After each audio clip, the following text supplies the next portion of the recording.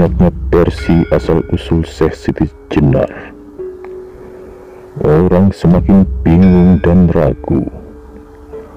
Apakah Syekh Siti Jenar itu benar-benar ada, ataukah hanya sekedar tokoh imajiner dari para penulis babat dan suluk?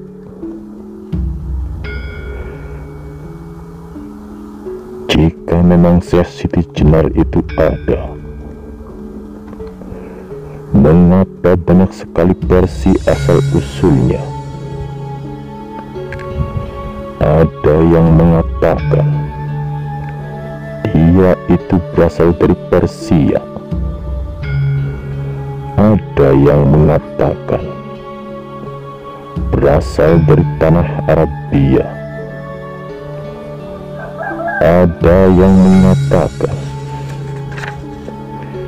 dia itu putra seorang pendeta dari Gunung Serandil. Ada yang mengatakan putra seorang Raden Pandeta bernama Resi Bungsu dari Pajajaran.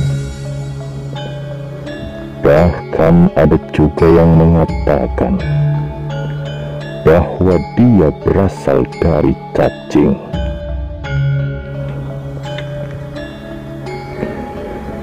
Babat tanah Sunda malah menyebut bahwa Syekh Siti Jenar masih keturunan Nabi Muhammad Shallallahu Alaihi Wasallam. Benarkah ini?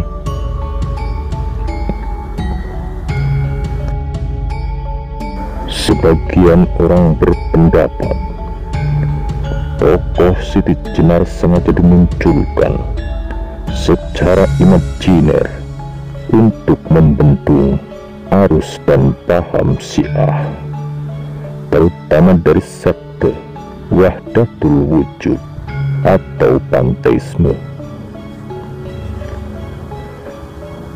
kesatuan hamba dengan Tuhan, atau manunggaling kaula Gusti. Sebab masa Wali Songo cukup dekat dengan hidupnya seorang tokoh sufi terkemuka bernama Ibnu Arabi yang berpaham Wahdatul Wujud. Bahkan sejarah mencatat bahwa tokoh Wahdatul Wujud terbesar dari Baghdad, yaitu Al-Halaj, pernah mengembara hingga ke tanah Hindustan dan berdakwah di negeri itu selama beberapa tahun.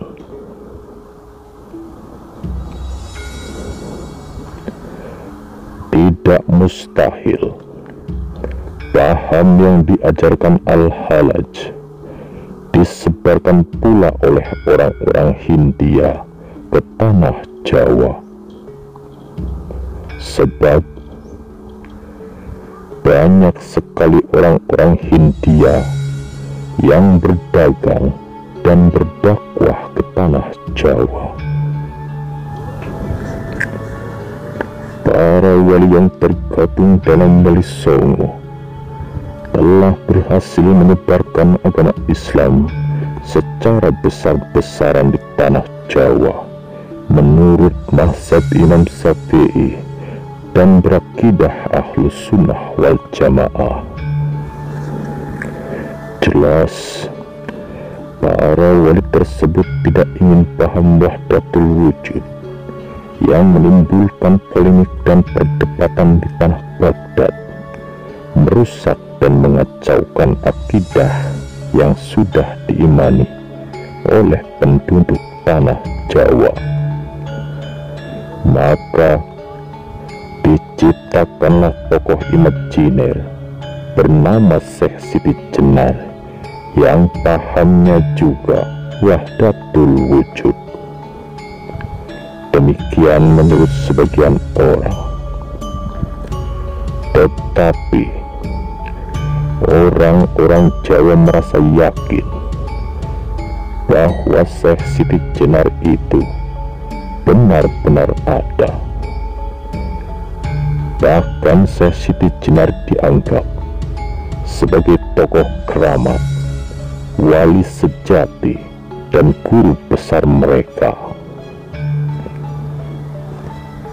Keyakinan mereka ini biasanya berdasarkan catatan-catatan suluk dan babat tanah Jawi yang biasanya memuat kisah Syekh Siti Jenar secara tendensius dan mendiskreditkan peran Wali Songo yang dianggap memusuhi Siti Jenar.